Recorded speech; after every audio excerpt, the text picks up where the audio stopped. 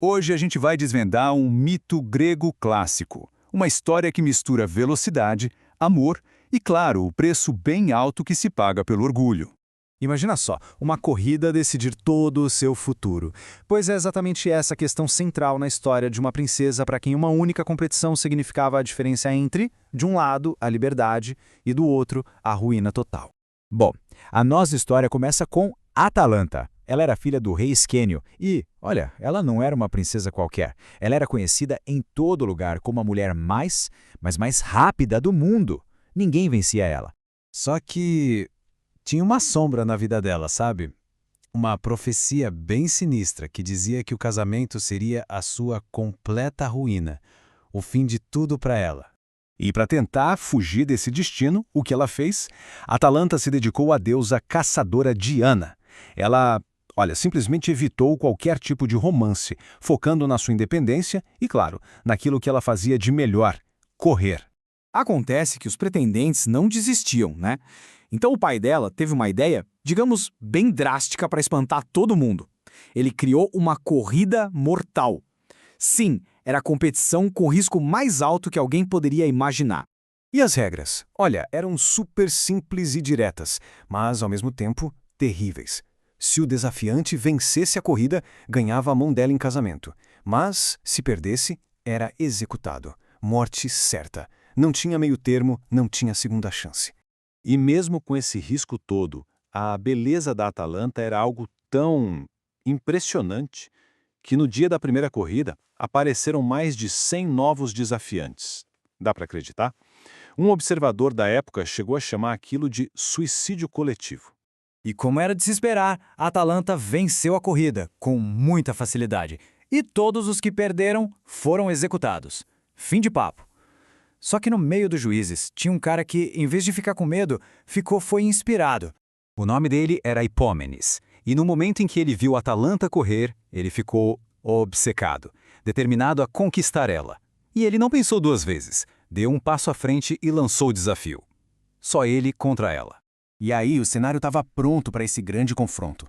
De um lado, a princesa imbatível, correndo pela própria liberdade, e do outro, um desafiante que era movido pelo amor e por uma determinação, audaciosa, de vencer a qualquer custo. Bom, o dia da corrida foi se aproximando e Hipómenes percebeu uma coisa bem óbvia. Só na corrida ele não ia ganhar. Ele precisava de uma vantagem, de algo a mais. Foi aí que ele decidiu pedir ajuda a um poder superior. Ele foi até o templo de Vênus, a deusa do amor, e implorou por ajuda. Ele pediu ajuda não só para vencer a corrida, mas para conquistar de vez o coração de Atalanta. Vênus não só gostou da devoção dele, como também estava bem afim de dar uma lição no orgulho da Atalanta. Então ela deu um presente para ele. 3 maçãs de ouro, mágicas, claro. E não só isso, ela deu também todo o plano, a estratégia de como usar essas maçãs. E então, com esse plano divino em mãos, Hipómenes foi para a linha de partida. Ele estava pronto. Era a corrida que ia decidir o futuro não só dele, mas o de Atalanta também. E a corrida foi um espetáculo, viu? Cheia de tensão. Toda vez que a Atalanta abria vantagem, Hipómenes jogava uma das maçãs de ouro para distrair ela, e ela parava para pegar, e aí ele passava na frente. Daí ela recuperava, ele jogava outra, foi esse vai e vem o tempo todo.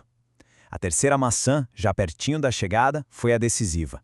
Ela até hesitou, mas a curiosidade foi mais forte. E foi isso. Enquanto ela se distraía com a última maçã, ele cruzou a linha de chegada. Hipómenes tinha vencido. Contra todas as chances, a estratégia venceu a velocidade. A corrida terminou e o casamento foi marcado. Só que a história não acaba aí, com um casamento feliz. Longe disso. Um detalhe, um ato de puro descuido, ia virar o jogo e reescrever o futuro dos dois de um jeito terrível. O que aconteceu foi que, no meio da comemoração, da paixão toda, Hipómenes cometeu um erro fatal. Ele simplesmente se esqueceu de agradecer a Vênus pela ajuda divina. Esqueceu completamente.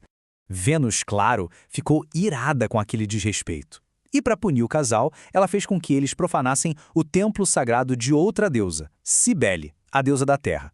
E Cibele, por sua vez ultrajada com aquilo, aplicou uma punição imediata e permanente. Os 2 amantes foram transformados num leão e numa leoa e foram amaldiçoados a puxar a carruagem de Cibele pela eternidade. sempre juntos, mas sem nunca mais poderem se encarar, se olhar nos olhos. Esse mito todo serve como um aviso, né? Um aviso atemporal sobre a arrogância e a ingratidão. É um lembrete de que, mesmo nas nossas maiores vitórias, a gente nunca deve esquecer de onde veio a nossa força. Uma reflexão e tanto para a gente fechar essa história.